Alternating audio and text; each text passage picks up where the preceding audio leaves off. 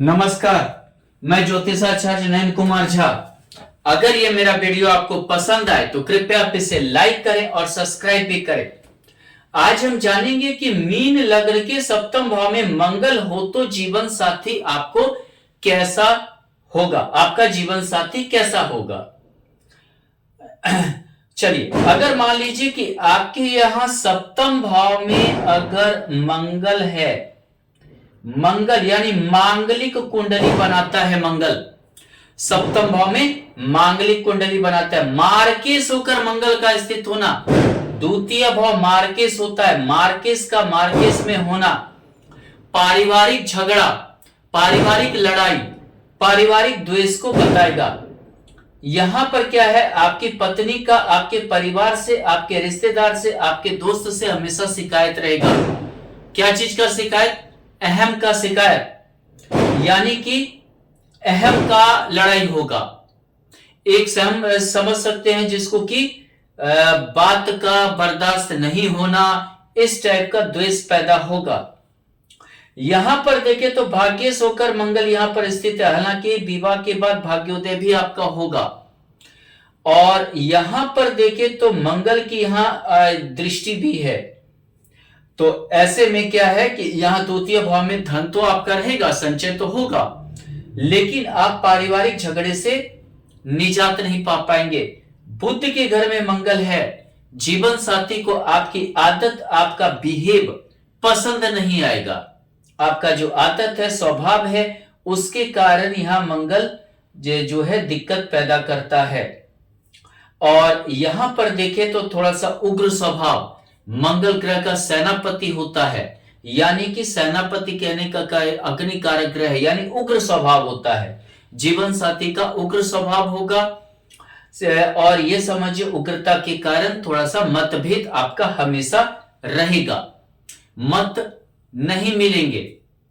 अगर मान लीजिए कि यहां पर अगर मंगल के साथ अगर सूर्य स्थित हो गया, मान लेते हैं सूर्य, दोनों अग्नि कारक ग्रह षष्ठी से होकर सूर्य, हमेशा जीवन साथी से लड़ाई झगड़ा, और ये समझिए दोनों अग्नि कारक होने के कारण आपका जो जीवन साथी है उसमें बर्दाश्त की क्षमता बहुत कम रहेगी, बहुत ही उग्र स्वभाव की होंगी, बर्दाश्त की क्षमता बिल्कुल जीरो रहेगा। हमेशा छोटी छोटी बातों पर चिढ़ जाना, छोटी छोटी बातों पर गुस्सा होना और काफी क्रोध होना, और क्रोध के कारण जो है अपना मन चलाने का ज्यादा कोशिश करना, अपना जो है मन ज्यादा मन ऐसे जीवन साथी चलाती हैं, उनके इच्छा के अनुसार ही सब कुछ हो। अगर उनके इच्छा के अनुसार नहीं हुआ तो जल्दी क्रोध आ जाना, और वो कभी भी मन कहां है नहीं है या परिवार के बीच में है, ये सब कुछ नहीं देखती हैं, यानी कि आपकी बेइज्जती तय है, आपका निश्चित बेइज्जती कर देंगे। षष्ठी होकर है तो हमेशा लड़ाकू स्वभाव की रहेंगे। दूसरी बात षष्ठी से, यानी कि अब यहां समझिए कि द्वितीय, यानी कि हमेशा समझिए कि आप ऐसा समझिए कि मंगल और सूर्य के कारण हमेशा उग्रता बना हुआ रहेगा। और यह कन्या राशि में है, तो कन्या राशि में है यानी कि क्या है, एक चुगलखोरी वाला हिसाब किताब में भी लड़ाई कर लेना, शक कर लेना। यहां पर अगर मान लीजिए सूर्य ना होकर अगर मान लेते हैं कि हम यहां चंद्रमा है, मान लिए कि यहां पर चंद्रमा है, चंद्रमा यहां देखे तो चंद्रमा पंचमी से होकर चंद्रमा है, प्रेम विवाह के योग बन सकते हैं आपके, लेकिन तनुक मिजाजी जीवन साथी होंगे, भाग्यशाली होंगी, क्योंकि भाग्येश होकर मंगल है, पंचमेश होकर चंद्रमा है, जिसको चंद्र मंगला योग भी कहते हैं। मांगलिक कुंडली का असर कम होगा, दोनों त्रिकोण का युति, यानी कि आप भाग्यशाली होंगे, आपका जीवन साथी आपके लिए भाग्य लेकर आएगा, प्रारब्ध लेकर आएगा। अगर आप लड़की हैं तो समझिए आप बहुत भाग्यशाली होंगी, अगर आप लड़का हैं तो आप बहुत भाग्यशाली होंगे, लेकिन थोड़ा जीवन साथी तनुक मिजाजी मिलेंगे। तनुक मिजाजी, पल में गुस्सा, पल में शांत हो जाना, बहुत बार बिना सोचे समझे लड़ाई कर लेना और फिर अपना गलती को स्वीकार कर लेना, ऐसा थोड़ा सा मिल सकता है। यहां पर मार्केस होकर भी मंगल है तो ऐसा थोड़ा सा परिवार से हमेशा एक भिन्नता बना हुआ रहेगा। लेकिन चंद्रमा उतना ज्यादा भिन्नता नहीं होने देगा, दोनों मित्र ग्रह हैं, इसी के लिए चंद्रमा के कारण आप समझा सकते हैं। अगर कुछ छोटा बहुत नीचा कुछ हो भी गया तो आप समझाकर मना सकते हैं अपने जीवन साथी को। अगर मान लीजिए कि यहां पर चंद्रमा के जगह बुध हो गया, अगर मान लेते हैं बुध यहां उच्च का बुध होता है, बुध हो गया, उच्च का बुध होता है, और उच्च का बुध यानी कि यहां देखिए चतुर्थ से चतुर्थ आप अपना घर द्वार बनाएंगे, चतुर्थ से चतुर्थ ये बुध आपको संपत्ति देगा, लेकिन कटु वाणी देगा। आपके जीवन साथी का वाणी बहुत कठोर होगा, बहुत ही कठोर वाणी होगा, अस्पष्ट बोलेंगी, घुमा फिरा कर नहीं बोलेंगी, लेकिन दूसरे को तकलीफ हो जाएगा, दूसरे को जो है उनके वाणी से तकलीफ हो जाएगा। बुध वाणी का भी देवता है, ठीक है, यानी कि अस्पष्ट वक्ता होते हैं ऐसा, और बहुत हाजिरी जवाब देने वाले होते हैं, यानी कि उनकी बात खत्म हुई नहीं कि ऐसा जवाब दे देना जो दिल को चोट लग जाए, यानी कि अंदर तक वो बातें जख्म कर जाए, कभी कभी ऐसा भी स्थिति बन जाता है। इससे थोड़ा सा सावधानी अगर रखें तो ठीक है, नहीं तो पारिवारिक टूट भी दिक्कतें करता है, ये भी परिवार का भाव बहुत बार कहलाता है, ये भी दिक्कत पैदा कर सकता है आपका। लेकिन घर द्वार संपत्ति मिलने के योग प्रबल हैं। यहां सौघरी बुध है, उच्च का बुध है, यानी समझिए जिसको बोलते हैं भद्र योग बनना, यानी कि कुंडली में भद्र योग के कारण हालांकि विवाह के बाद धनी होंगे। बहुत बार आपका जीवन साथी आपको कमाकर या कमाने वाले भी मिल सकती हैं। अगर लड़का है तो आपका जीवन साथी कमाने के वाली भी हो सकती हैं।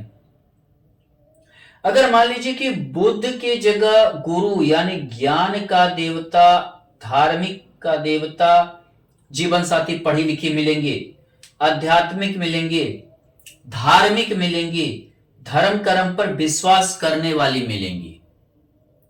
दूसरी बात क्या है, लग्न पर भी गुरु की दृष्टि है, यानी कि संस्कारी मिलेगी जीवन साथी।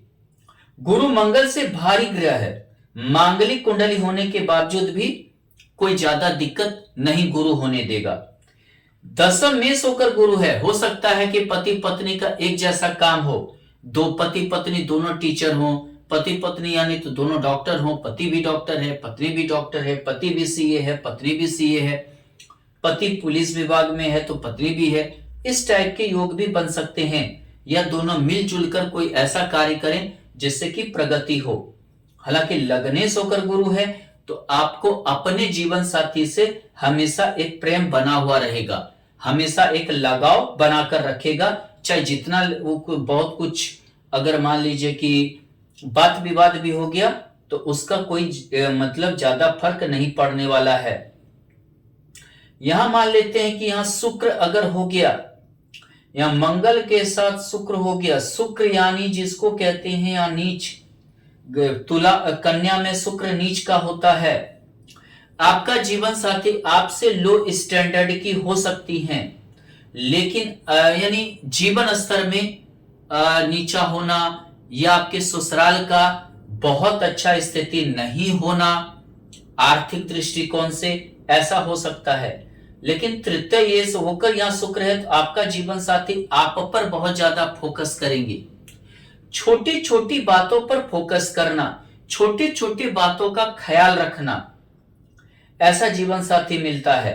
अष्टमेश होकर यहां शुक्र स्थित है, ये गुप्त भाव है, गुप्त विद्या, गुप्त धन, गुप्त ज्ञान, गुप्त प्रेम, ससुराल का भी भाव है।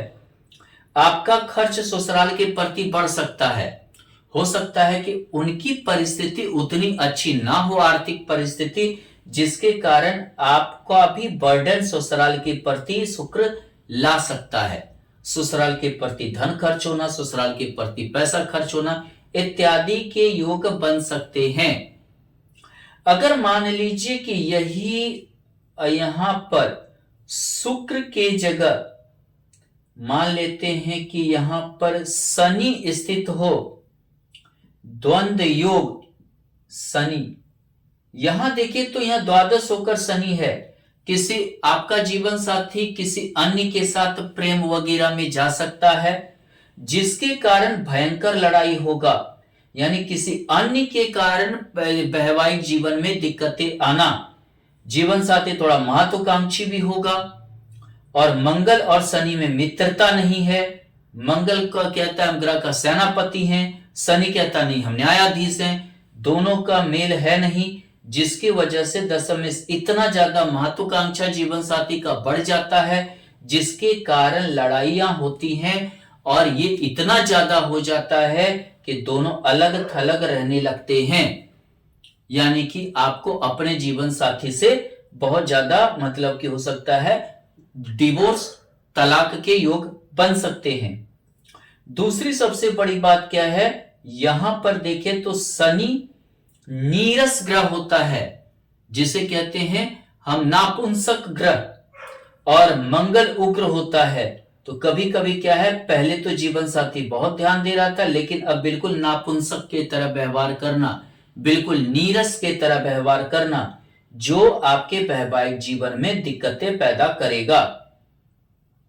अगर मान लीजिए कि यहां पर अगर राहु हो गया, मंगल के साथ राहु, अंगारक योग, यानी कि समझिए यहां राहु हो गया, पति पत्नी के बीच विश्वास का कमी बहुत जबरदस्त पैदा करेगा, एक दूसरे पर आप दोनों मतलब कि विश्वास ही नहीं करेंगे।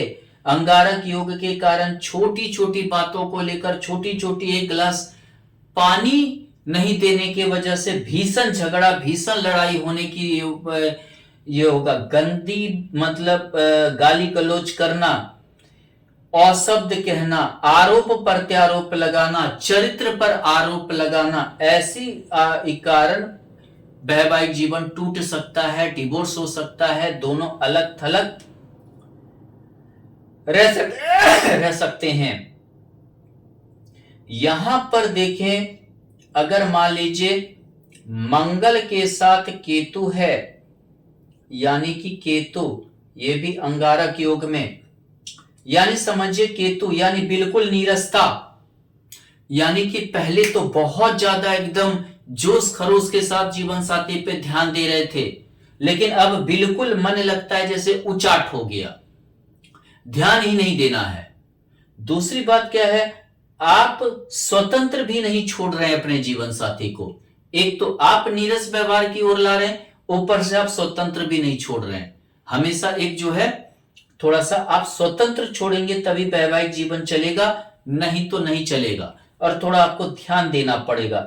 ये नहीं कि पहले बहुत ज्यादा ध्यान देते थे, पहले बहुत ज्यादा फिल्म दिखाते थे, रेस्टोरेंट में खिलाते थे, शॉपिंग करवाते थे, अब बिल्कुल नहीं कुछ वैसा करवा पा रहे हैं, यानी कि आप बिल्कुल समझिए ध्यान नहीं देना, नीरस हो जाना, यानी कि कोई उत्तेजना नहीं रह जाना, जिसके कारण वैवाहिक जीवन टूटता है या दिक्कत होता है।